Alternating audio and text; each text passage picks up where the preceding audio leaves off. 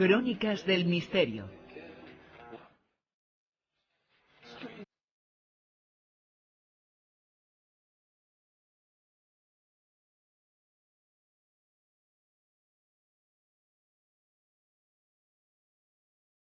Manuel Carballal, muy buenas a los dos. ¿Qué tal? ¿Cómo estás?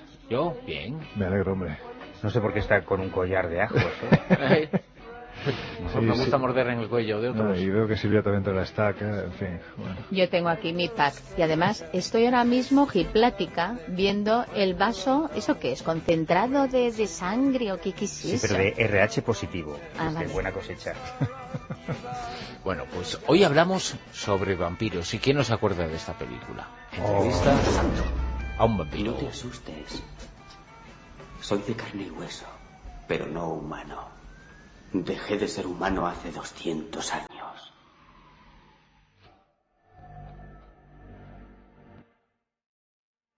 Así que los vampiros pueden llorar. Una vez. Quizá dos en toda la eternidad. ¿Recuerdas cómo era yo? ¿Qué vampiro era yo? Sí, lo recuerdo.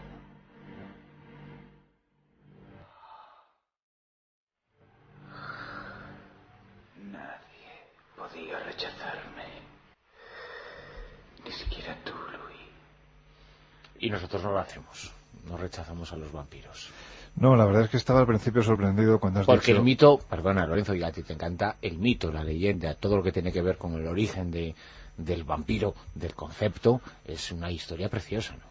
Sí, es preciosa y la verdad es que aquí uno rememora esa frase, ¿no? Que en su momento, a finales del siglo XIX, posiblemente la época en la que el vampirismo alcanza pues un auge importante, se acaba convirtiendo en lo que hoy en día es, ¿no? No deja de ser una moda importante, pero recuerdo al profesor Beckett, uno de los grandes antropólogos de la Universidad Francesa de la Sorbona, cuando decía que la fuerza del vampiro residía en que nadie o casi nadie creía en su existencia. Y claro, es que en su existencia se está creyendo desde hace miles de años, ¿no? Posiblemente tendríamos que remontarnos a los tiempos de los dioses asirios, con Lilith, que posiblemente sea la más comentada, ¿no? Esa diosa que de una forma u otra vivía del líquido sanguíneo, pero es olvidada, y para mí mucho más fascinante, por ejemplo, en mitos como en los griegos te encuentras la figura de Hécate, ¿no? Hécate, que aparte de tener un nombre precioso, parece ser que su presencia no era tan preciosa. Decían que era la diosa griega de las tres caras, y de hecho hace siglos, para que os hagáis una idea, colocaban en las encrucijadas de caminos, y hasta hace muy poquito tiempo, prácticamente finales del XIX, pues colocaban un busto con tres caras. En definitiva, decían que era una forma de defenderte del poder maléfico que atesoraba esta diosa. De hecho, pensar que durante siglos aterrorizó a miles de personas, porque según decían, ella tenía la llave del otro mundo, y es que en ese otro mundo no vivían los que se habían marchado, sino que vivían ni más ni menos que brujas y demonios. Y esta era la señora de esas brujas y demonios. Incluso en las Argonáuticas, uno de sus protagonistas, que es Jasón, pues para liberarse de las malas artes de Hécate, se ve obligado a realizar un ritual que por primera vez observamos que tiene como componente mágico y fundamental ni más ni menos que el de la sangre, ¿no? Jasón acaba bañándose en un río con una toga negra a la luz de la luna, es fundamental, y de hecho cava un pozo en el que tenía que ofrecer una libación de miel a esta aterradora diosa griega, diosa de los espectros, ¿no?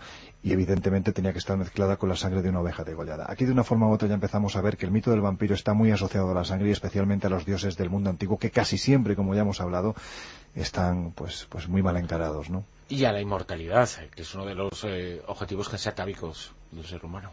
Sí, objetivo o una maldición también, dependiendo cómo te lo plantees, porque yo no estoy seguro de que la inmortalidad sea algo anhelable necesariamente.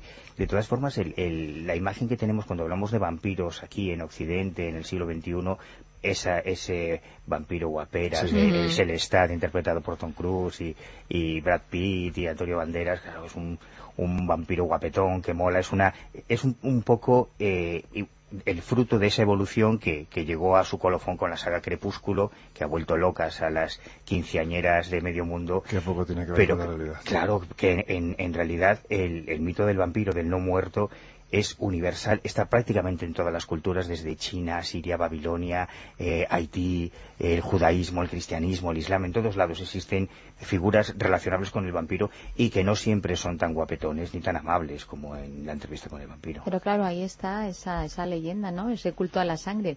Pero sí es cierto que según ha ido evolucionando el personaje, siempre ha quedado esa imagen de seducción, de inmortalidad, de intentar captar, y que incluso los grupos que captaba o que se hacían vampiros era prácticamente algo positivo. Luego ya pues los argumentos de películas se han derivado en cosas escatológicas como guerras con hombres lobos y esas cosas, ¿no? Pero sí es cierto que ese mito, igual que a lo mejor en otras cosas, en otras creencias antiguas, se va perdiendo, en cambio el vampiro ha ido creciendo. Y evolucionando mucho, porque Escribano nos podría seguramente hacer una lectura fascinante de cómo la imagen que nosotros tenemos del no muerto, del vampiro, está muy condicionada por el cine y la literatura en Occidente. Y la primera imagen, el primer Nosferatu en blanco y negro, aquel con aquellas orejas, aquellas garras, que probablemente reflejaba mucho mejor la idea original, mítica del vampiro, pues no tiene mucho que ver con los vampiros de Crepúsculo o el de esta de entrevista con el Pero vampiro. cuidado, Manuel, sí tiene mucho que ver, por ejemplo, con los vampiros del siglo XIX, ¿no? Tú tienes que pensar que, por ejemplo, ¿no? Por poner un ejemplo, el movimiento romántico que se gesta desde principios hasta finales del siglo XIX fue, digamos, el factor más importante para crear esa imagen que actualmente tenemos del vampiro, y que en ese siglo XIX absolutamente nada tenía que ver con el Nosferatu de Murnau, ¿no? Porque en cierto modo principalmente los escritores y poetas románticos siempre buscaron aquello que la ilustración y el racionalismo recalcitrante que ésta promulgaba había querido eliminar. Es decir, hablamos de lo extraño, hablamos de lo misterioso, y en este caso el vampiro, cómo no, representaba pues todos estos elementos, y además se le revestía de una imagen poderosa, de una imagen además muy asociada siempre a lo sexual. ¿Qué hay más sexual que morder en el cuello, no? Es decir, yendo a esto, yo me pongo... Morder más abajo. Bueno, yo... más que sensual, es un poco pornográfico. Vamos a hacer... Es lo más normal del mundo. Como se dice, corriendo este estúpido, pero... que vamos a empezar por el origen, por ese siglo XIX que tú has mencionado. Y siempre pensamos en los Cárpatos, siempre pensamos en Transilvania, que es un lugar que conocéis. Habéis viajado por allí, habéis estado, conocéis esa ruta de los Cárpatos. ¿Está el origen del vampirismo, del mito, en esta zona? No. Pero sin embargo es el reflejo que tenemos inmediato. Porque Drácula es el vampiro por excelencia, Draculea. Es el reflejo equivocado que tenemos en nuestra moderna Europa, ¿no? ¿Por qué?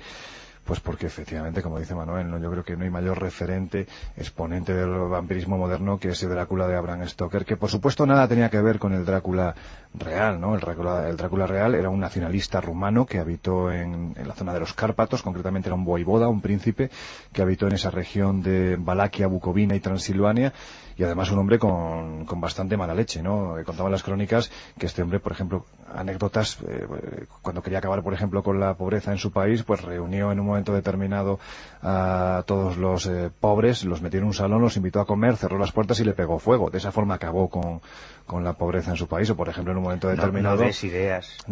No des ideas. Por ejemplo, también una de las anécdotas que se cuenta, que no son anécdotas en el sentido legendario, sino que son absolutamente reales, nos vienen a decir que cuando, estando en una tierra de frontera en el que el turco avanzaba con un ejército poderoso y veloz, pues parece ser que los emisarios del turco, en una de las ocasiones que fueron al palacio de Sigisoara, de Vladimir Tepes, pues parece ser que no se descubrieron la cabeza con el turbante porque su religión no se los permitía. Y en ese instante parece ser que Vlad Drácula, el hijo de Drácula era el hijo del dragón, eso significaba Drácula, dragón, pues parece ser que dijo, bueno, pues si no los queréis quitar, no los voy a quitar nunca, y les clavó literalmente los turbantes a la cabeza. Es decir, era un hombre realmente salvaje que, según cuentan las crónicas, incluso, y esto es cierto, y es la imagen más conocida que tenemos de él, comía entre los bosques de empalados, ¿no? A esa gente a la que... Su alias es el empalador. El empalador, es el empalador. Efectivamente, pero no dejó de ser un hombre que, si tú te vas a Rumanía, tú has estado allí, Manuel, es un hombre muy querido, muy valorado. Es un héroe auténtico. De hecho, nada tiene yo que ver lo compararía, con salvando las distancias, ¿no?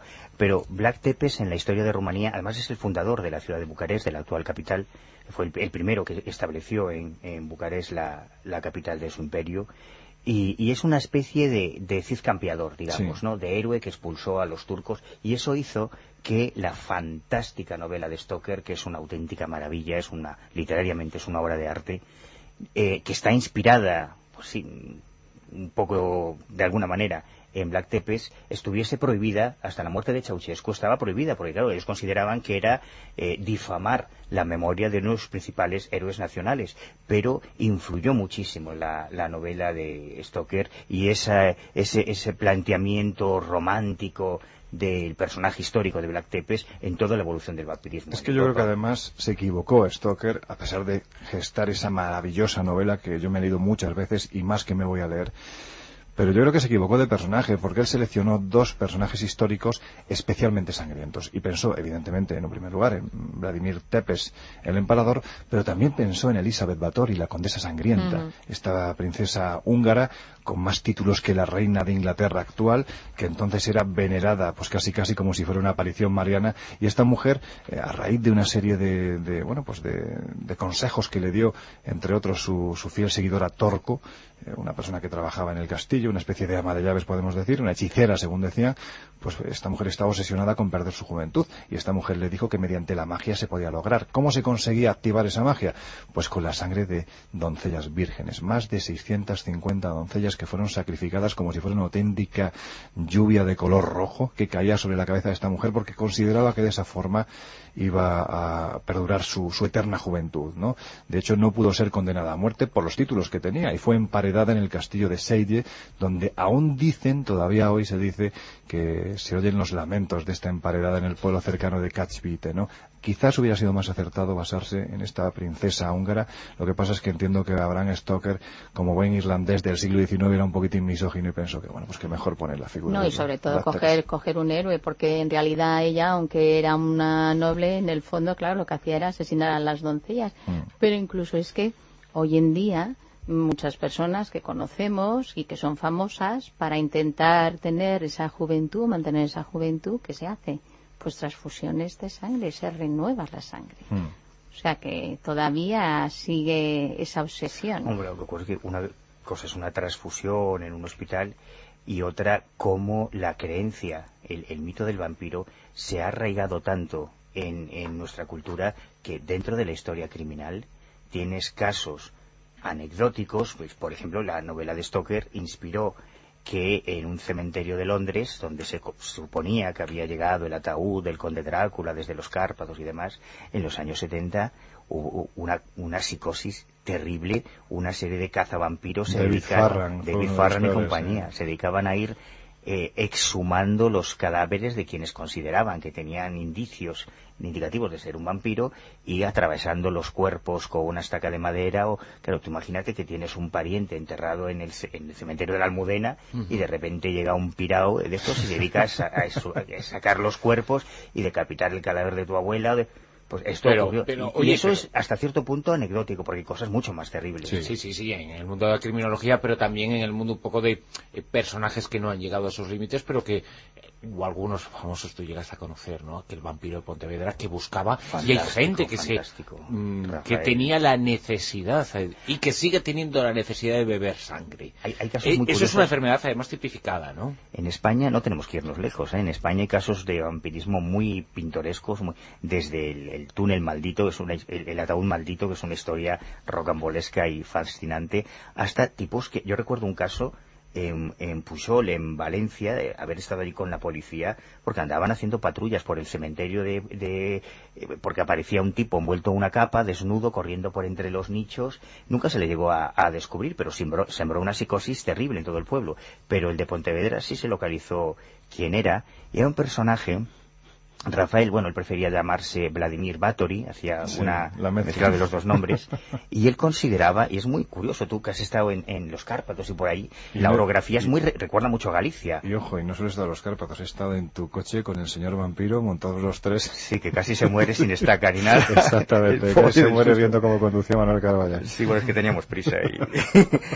Pues este tipo, a mí me parecía entrañable al principio, porque luego la historia también evolucionó por unos derroteros un poco siniestros, pero Rafael, él desde niño, y yo recuerdo haber visto sus cuadernos del colegio, sus cuadernos escolares, donde él dibujaba constantemente ataúdes, lápidas, calaveras. Ya desde muy niño se sentía muy identificado con todo el movimiento gótico, siniestro y vampírico, y él llegó a la convicción, a través de sueño, de sus revelaciones, de que él era la encarnación del padre de Vlad Tepes, de Vlad Draculea, que había elegido para reencarnar un lugar con una orografía, con un clima, con un ambiente que le recordaba sus Cárpatos natales, y había elegido Galicia. Y él vivía consecuentemente con eso. O sea, él estuvo trabajando una temporada en el cementerio, se iba al matadero de Pontevedra a pedir que le dieran un vasito de sangre cuando se hacían las matanzas de los animales. Habría que saber hay anécdotas fantásticas con Rafael, fantásticas. Habría que saber qué relatos le contaban de pequeño para que se obsesionara tanto. Pues fíjate que yo me sorprendí cuando lo conocí, porque claro, de primeras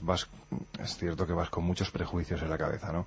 Pero cuando lo conocimos nos lo presentó Manuel, pues Manuel tiene unos amigos muy curiosos, pues entre otros tiene un vampiro, y nos lo presentó, y la verdad es que me sorprendió, en primer lugar, la tremenda cultura que tenía este hombre, o sea, cultura en todos los sentidos.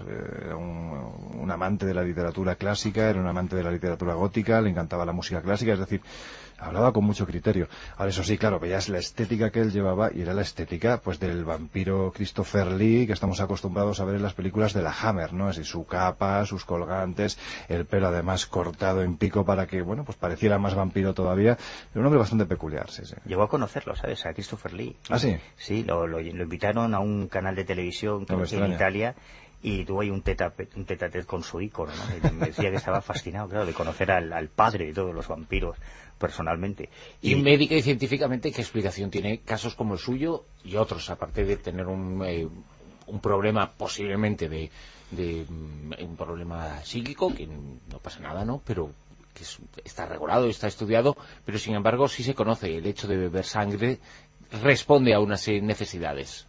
Hay una serie, bueno, como ocurre siempre en estos temas, ha habido muchos académicos, muchos científicos que han intentado encontrar una justificación médica real del mito, de todos los mitos. Y dependiendo de la disciplina, de la especialidad de quien sea el investigador, pues unos apuntan en una línea u otra. De hecho, hay varias tesis doctorales en España y en otros países sobre el mito del vampiro, en que se relaciona con la rabia, se relaciona con problemas psiquiátricos, obviamente, con la hematodixia, que sería una especie de adicción al consumo de sangre, con la alergia a los rayos solares, que también hay una enfermedad que además produce un crecimiento de los dientes anómalo y una hipersensibilidad a los rayos solares. O sea, es decir, hay una serie de enfermedades que podrían, como ocurre con el tema del hombre lobo, exactamente igual, con la licantropía, hay una serie de enfermedades que pueden producir en un sujeto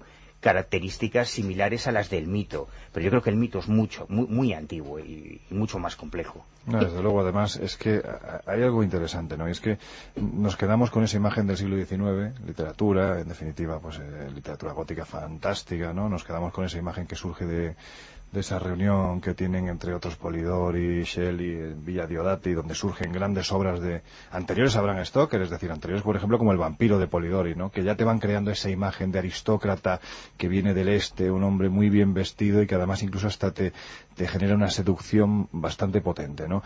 Pero es que si nos vamos tan solo 60 años antes de que se gesten estas novelas, es decir, estamos a principios mediados del siglo XVIII, lo que nos encontramos, por primera vez se utiliza el término vampiro, es decir, hay un periódico francés que se llama El Mercurio Galán, que por primera vez habla de una serie de epidemias que se están produciendo en el este de Europa que no tienen explicación, que además los habitantes de esas zonas boscosas del este, muy inhóspitas, los denominan estrigues o vampiros, upiros también les llaman, ¿no? Es la primera vez que tenemos ese término, y detrás de ese término lo que nos encontramos no tiene nada que ver con esa imagen del aristócrata guapetón, es que estamos viendo que son seres absolutamente infernales, ¿no? Y es que aquí, cuando decía al principio que Manuel no se ha dado cuenta, y me he dado cuenta que no se ha dado cuenta porque no me ha atacado, he dicho, es que la realidad del vampiro, en circunstancias normales Manuel habría dicho, ¿cómo que realidad? Sí, es que hay una realidad del vampiro. Estoy afilando la estaca de ya. Y si nos remontamos a este periodo de tiempo del siglo XVII, XVIII, es que lo que nos encontramos son informes médicos que investigan estas enfermedades y que se quedan alucinados con lo que están encontrando. Detrás de esto, ¿qué puede haber? Posiblemente alguna de las enfermedades que comenta Manuel, ¿no? Zoonosis, pues del estilo de zoonosis mayores, como la rabia, por ejemplo, ¿no? Que puede provocar una serie de síntomas muy parecidos a los que puede tener un perro rabioso, es decir, una hipersalivación, en un momento determinado incluso una fobia a la luz, es decir, y ahí lo que nos encontramos, por ejemplo, quizás sea el documento más alucinante que uno se puede, con el que uno se puede topar, ¿no? Que es el informe que realiza un médico castrense del Honorable Regimiento Fusterbuch de Viena, llamado Johannes Flukinger. Es que tiene hasta nombre de cazavampiros este señor, ¿verdad? Bueno, pues este hombre se va a la zona de Silesia, la Alta Silesia, el más este de Europa en aquel tiempo, hablamos de principios del 18, un lugar verdaderamente inhóspito tomado por las leyendas. Y este hombre va porque le dicen que los Haiduk, que son esos grandes soldados que están en el frente combatiendo en el frente serbio y en el frente de Silesia, pues aseguran que hay un caso de un señor llamado Arnold Paole, que después de sufrir un tremendo accidente, se le cae un carro de heno encima, pues no le queda más remedio que morirse. Pero todos recuerdan que este hombre, cuando estaba en el frente, dice haber sido atacado por un vampiro que procedía de la región de Gosowa, lo que sería el actual Kosovo.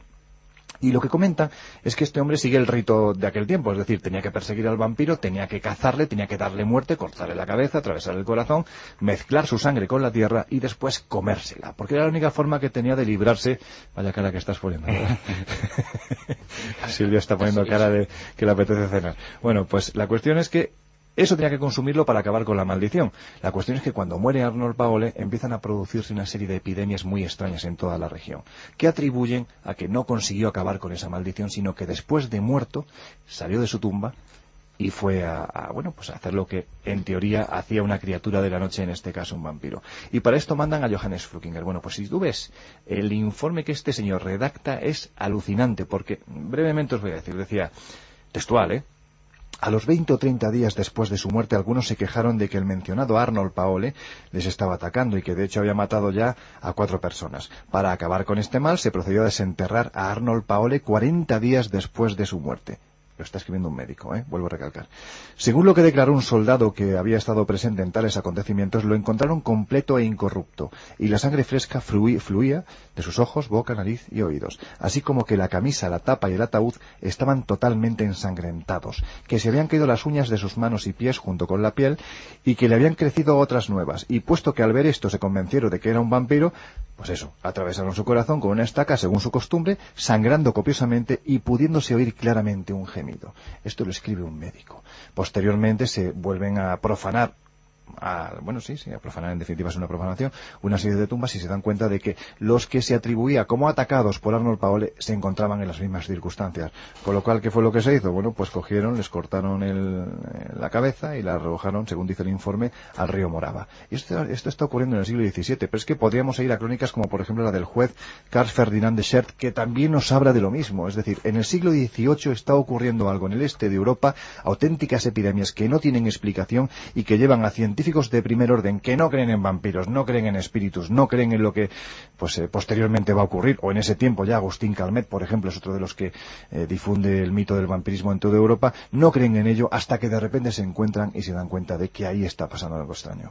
Porque hoy en día pues se ha podido dar casos, no sé si alguien ha consumido una droga y que su estado de conciencia pues se altere y pueda llegar incluso a atacar a alguien, a morderle o a creerse un vampiro, lo que sea. Pero claro, en esa época tendría que ser más por algo que hubiesen ingerido que les provocara esa alteración para atacar y que hubiese esa epidemia, como tú dices. Y sobre todo pensando que eran gente a la que se daba por muerta.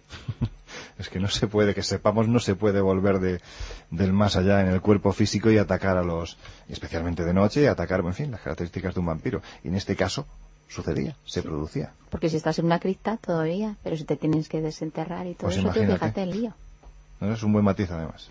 Hombre, yo creo que aquí lo extraño es la coincidencia de factores, porque el impulso homicida y a veces feroz y terrible ha existido siempre. La psicopatía ha existido siempre. En la historia criminal tenemos montones de casos de psicópatas que justificaban su impulso homicida en la necesidad de beber sangre. El vampiro de Düsseldorf, el vampiro de Hannover, el vampiro de Sacramento, Ed Gein. Hay montones de casos de asesinos en serie, de psico-killer, que mataban para beber sangre. de las víctimas porque creían que eso les renovaba, y ese impulso homicida, por desgracia, ha existido desde que ha existido la humanidad. Era lo que les daba placer, además. Claro. Y que lo siguen haciendo. Noticias actuales.